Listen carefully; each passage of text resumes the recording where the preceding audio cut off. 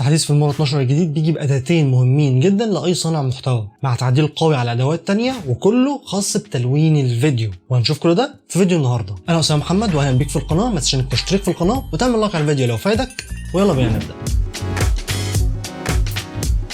اول واهم اداه اتضافت في التحديث الجديد واللي هتخلي حرفيا اي حد مش بيعرف يلون فيديوهاته او ما بيعرفش يعمل تلوين اصلا على الفيديو بتاعه يعمل تلوين بطريقه سهله وبسيطه ويطلع لوك سينماتيك، هي الكولر ويلز او عجله الالوان. دي نفس الاداه اللي تلاقيها في برامج تانية زي مثلا لايت روم على الموبايل او الفوتوشوب او بريمير برو على الكمبيوتر، فاينل كات، دافنشي، الكلام ده كله نفس الاداه موجوده ولكن مبسطه وسهله جدا. سيبني اشرحها لك على السريع كده. انت عندك 3 عجلات الوان عباره عن الهايلايت، الميد تون، والشادو.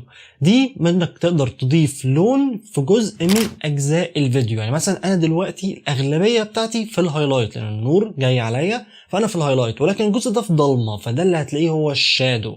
اما الميد تونز فهو الحاجه اللي ما بين الشادو وما بين الهايلايت، يعني بيعتبر اغلبيه الصوره ميد تون لو الصوره بتاعتك مظبوطه اكسبوجر. فده انك تقدر تحط اللون اللي انت عايزه بالظبط في منطقه من مناطق الفيديو. يعني مثلا ممكن احط لون اصفر برتقاني شويه في الهايلايت، ممكن احط لون تاني برضو في الميد تون لان الهايلايت اغلبها اصلا ميد تونز.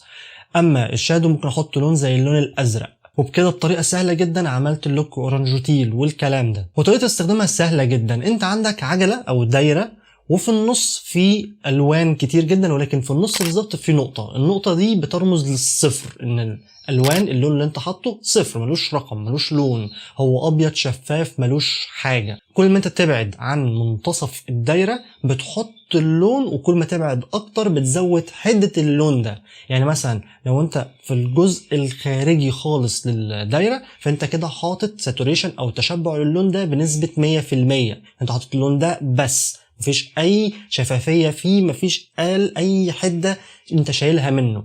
ولكن لو انت قريب للنص شويه فانت كده مقلل الحده بتاعته. مثلا نيجي عند اللون الاصفر شويه على الهايلايت، كل ما انا ابعد عن النص بضيف لون اصفر اكتر واكتر واكتر في الهايلايت. وكمان عندك سلايدر جنبي بتقدر ترفعه لفوق او تنزله لتحت انك تزود اللون الابيض ذات نفسه او تفتح المنطقه دي بتاعت الهايلايت او الميد تون او الشادو او تغمقها.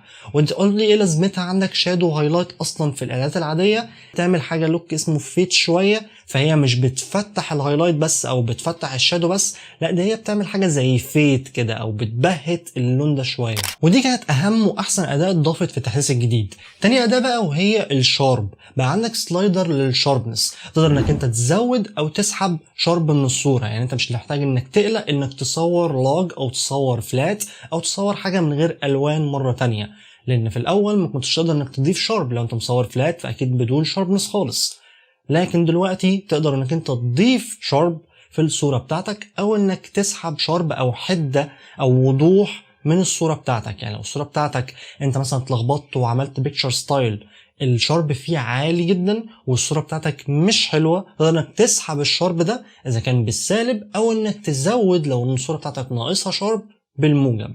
ودي اداه لطيفه جدا ما كانتش موجوده لكن محتاجه شويه تعديلات بسيطه. وفي تعديلات برضه تمت على ادوات تانية، منها اداه الماسك. دوت انك تقدر ترسم جوه الادجستمنت لاير او اللير بتاعتك او في المشهد بتاعك او في الجزء الكليب الصغير بتاعك ماسك حوالين منطقه معينه انت عايز ترسم فيها. يعني انت عايز تلون مثلا الجزء ده اللي هو المنور ده، عايز اخلي لونه حاجه تانية على فكره ثابته، الاضاءه ثابته. هشرح لكم هنا دلوقتي عشان حسيت ان الكلام اللي انا قلته هيشرح لك او هيفهمك حاجه تانية خالص مش هتلقط اللي انا اقصده. مثلا انت لو اخدت اي افكت من دول زي مثلا موفي 9 كده وسحبته هنا، ده شكل الفلتر اللي معمول تمام.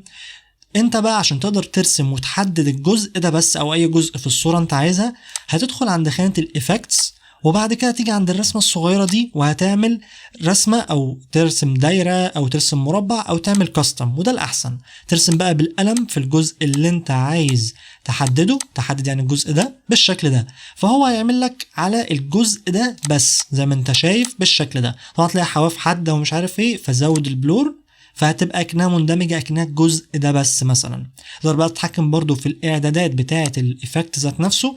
يعني مثلا لو جينا على حاجه هنا، مثلا لو انت عايز ترسم في نفس الرسمه دي تقدر انك تحدد الرسمه دي وتحفظها ككاستم. انا حفظت واحده اوريدي، فهنيجي هنا ونحفظها نفس الرسمة دي بنفس الاعدادات نفس كل حاجة، فبيبقى معمول في الجزئية دي ولكن في خانة الايفكتس بس، مش في الكالر او اي حاجة تانية للأسف، ولكن ممكن تستخدم الكلام ده على adjustment layer فمش مشكلة. تحديث كمان في خوارزميات السلايدرات، يعني دلوقتي السلايدرات بقت ادق اكتر في انها تتعرف اكتر او تتحكم فيها بشكل احسن.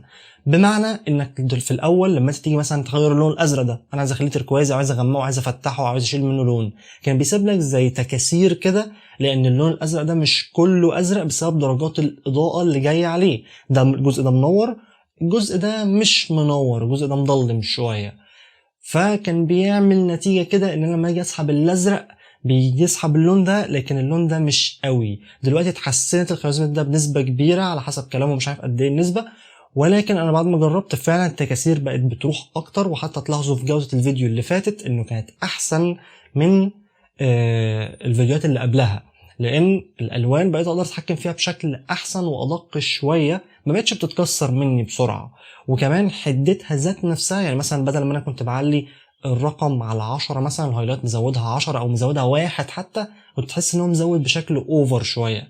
لا، هم عدلوا الكلام ده وصلحوا كل السلايدرات، بقت ادق واحسن في انها تديك اضاءه والوان ادق بكتير كنسبه، بدل من ان انت تعليها كده بنسب بسيطه وتحس انها اتزودت كتير قوي. اخر حاجتين وديت ليها علاقه باللط. دلوقتي لما انت تضيف مثلا لط على الادجستمنت لاير في الكليب بتاعك، او تضيف لط على المشهد الكليب ذات نفسه من غير ادجستمنت لاير، تقدر انك تتحكم في الانتنسيتي او الحده او الشفافيه بتاعتها. يعني هنقول مثلا انا حطيت فلتر دلوقتي على الفيديو شكله مش لطيف وحلو، في الاول كنا بنحطه فوق الفيديو عشان نقدر ان انت نتحكم في الاوباستي او الشفافيه بتاعه الفلتر ده، لكن دلوقتي تقدر تتحكم في الانتنسيتي بتاعتها، ودي مختلفه عن الاوباستي شويه بانها بتديك اللوك هو ولكن مش اوفر زي الاول، فتقدر انك تحفظ مثلا اللط او تحمل لط وتحطها على الكليب ذات نفسه مش على الادجستمنت لاير، وتقدر انك انت تتحكم في الانتنسيتي بتاعته او الحده بتاعته او مقدار الفلتر ده قد ايه، من غير لما انت تحطها على ادجستمنت لاير وتفضل تقلل الاوباستي. واخر حاجه هو انك تقدر تشوف قبل وبعد الايديت التلوين اللي انت عملته في المقطع او في الادجستمنت لاير اللي انت عملتها. في زرار صغير هتلاقيه اتضاف فوق على اليمين هنا، اضغط عليه وتقدر ان انت تشوف الايديت اللي انت عملته قبل او بعد بثلاث حاجات مختلفه، اذا كان جنب بعض سايد باي سايد يمين وشمال قبل وبعد، او تبقى الصوره مقسومه بالنص، الشمال قبل الايديت اليمين بعد الايديت، او تخليها فوق وتحت برضو مقسومه. وبس كده، ده كان فيديو سريع عن تحديث في المورا الجديد والادوات والتحديثات اللي اتعملت فيه. والفيديو الجاي هيكون عن ازاي تلون فيديو من الاول للاخر على فيلمورا 12، فاتاكد انك انت تكون مفعل زرار الجرس اسفل الفيديو، واشوفك الفيديو الجاي. سلام.